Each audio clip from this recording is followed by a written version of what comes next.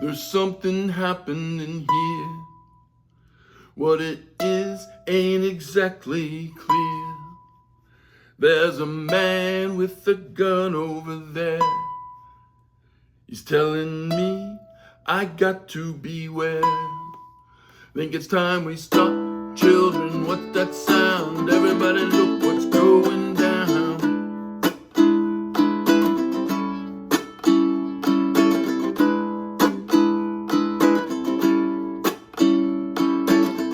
There's battle lines being drawn. Nobody's right if everybody's wrong. Young people speaking their minds, getting so much resistance from behind. It's time we stop.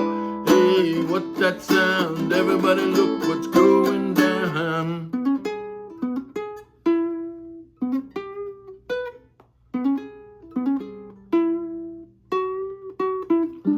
What a field day for the heat.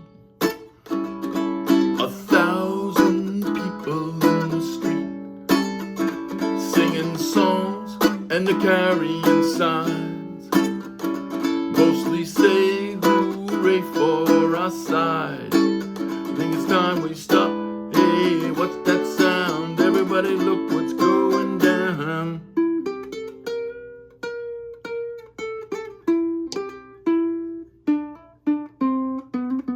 Paranoia strikes deep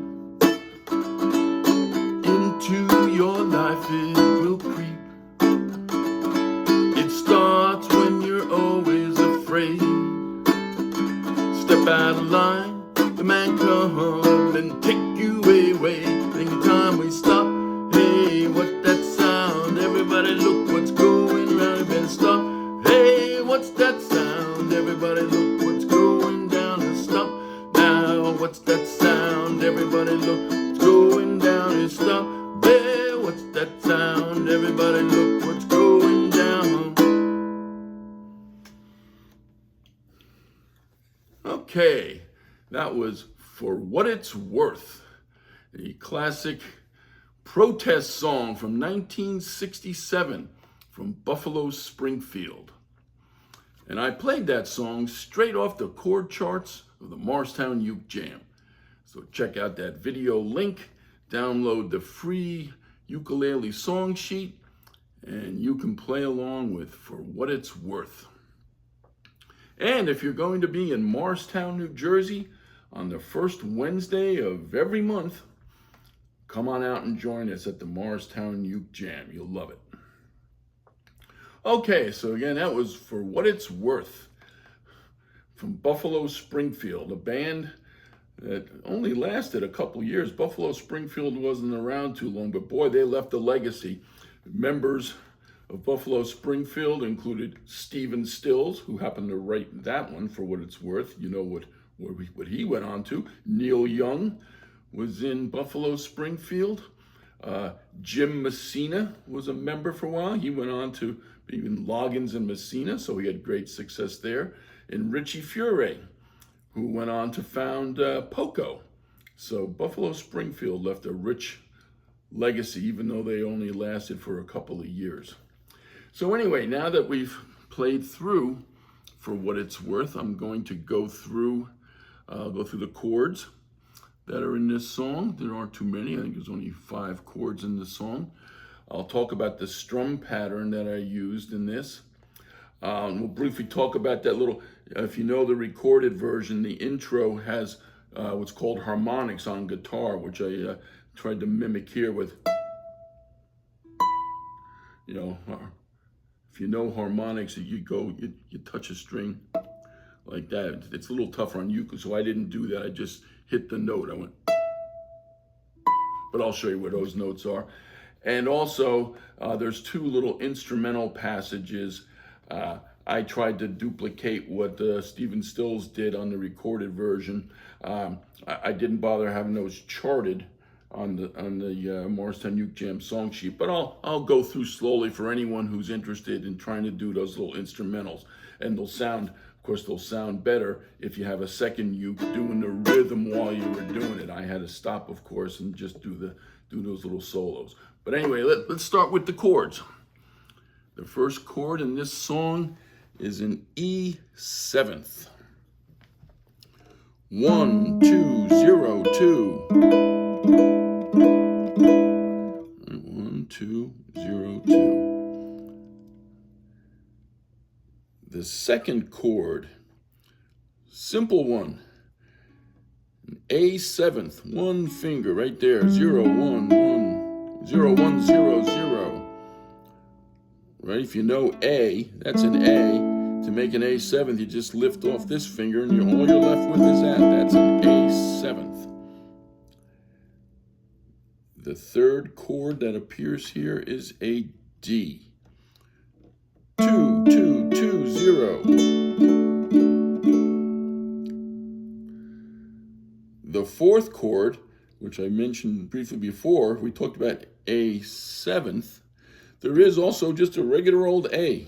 So that's the 2, 1, 0, 0 I mentioned earlier. That a regular A does appear briefly in the chorus.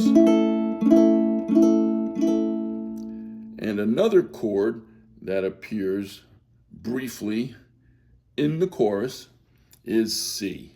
0, 0, 0, 3. I think you all know that one. So that's the chords. There's only 5 of them. Now let's talk about the strum pattern. Let me play a few strums, and I'll talk to you about what I'm hearing, what I did.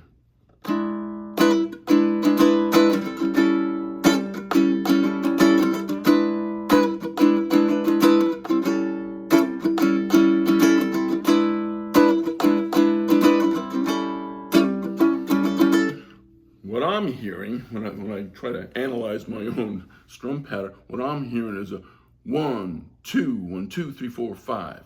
1, 2, 1, 2, 3, 4, 5. 1, 2, 1, 2, 3, 4, 5. 1, 2, 1, 2, 3, 4, 5. 1, 2, 1, 2, 3, 4, 5. Now, the way I happened to do it was I started with the 1, 2, I did with downstrokes. 1, 2. And then for those next 5 strokes, I went down, up, up, down, down. Up, down, down, up. I'm sorry. Down, up, up, down, down. Down, up, up, down, down. Now again, there's nothing magic about my combination of upstrokes and downstrokes. You may find a different way to do it, but I'm just showing, but just to get that rhythm, that basic rhythm is a 1, 2, 1, 2, 3, 4, 5. 1, 2, 1, 2, 3, 4, 5. 1, 2, 1, 2, 3, 4, 5. And again, for me, I found it worked best to go down, down, up, down, down, down, down, down, down, up, up, down, down.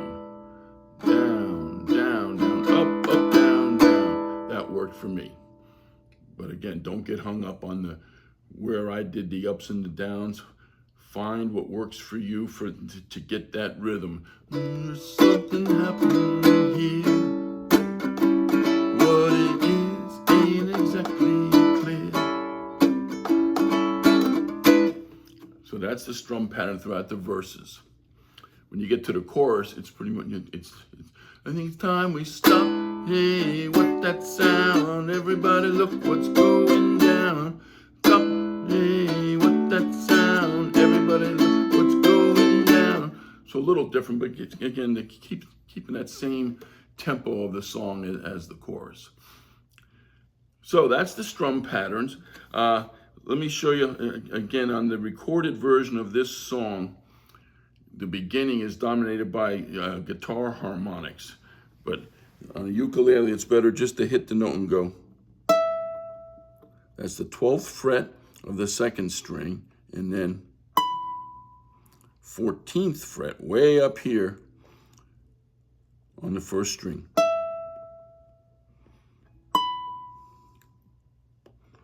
There's something happening here. What it is ain't exactly clear. And those dominate. Again, on the recorded version, that continues through that first verse. A couple other guitars come in softly. I just stuck with during that first verse and then went into the chords when we got to the chorus. Now, the last thing I want to talk to you about, again, this is strictly for those of you who want to do those little instrumental breaks. You know, listening to the Buffalo Springfield version, I came up with this, and I'll just do it slowly for you once. And again, those you who like to do that, just watch this. The first solo after the second verse.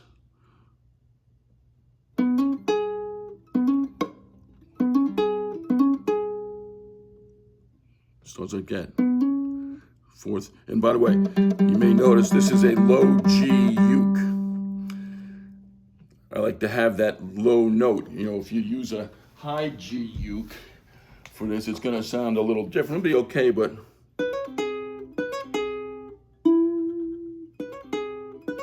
so instead of that, I preferred to use a low G, so it'll sound like this.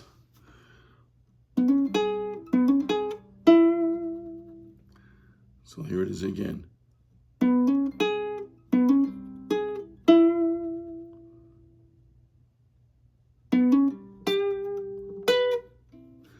Here's that second part.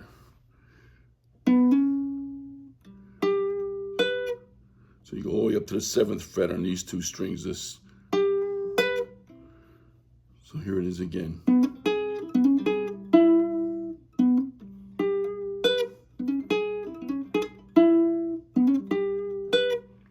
And then the second half of it starts the same way.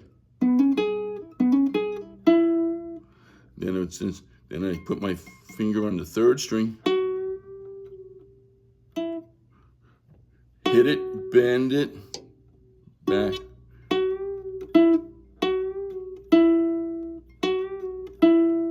So let's do the whole thing now.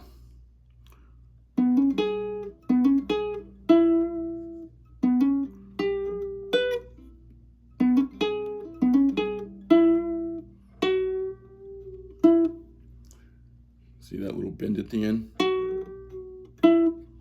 So that's the first solo. The second one starts on this note, 3rd string, 4th fret.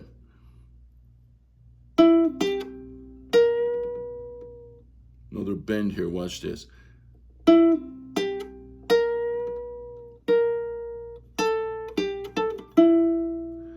me do that again. 6th fret.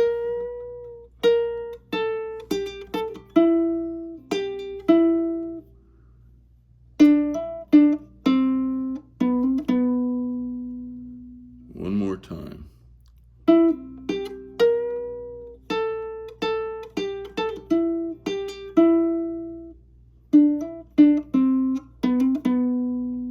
So again, that's just for those of you who want to throw those little leads in during those little instrumental breaks. Otherwise, it's absolutely fine to just do rhythm. And again, ideally, if you have 2 uke players, have one do that lead and the other one hold down that rhythm while the solos are being played. So anyway, that's For What It's Worth from Buffalo Springfield. Have a good time playing it.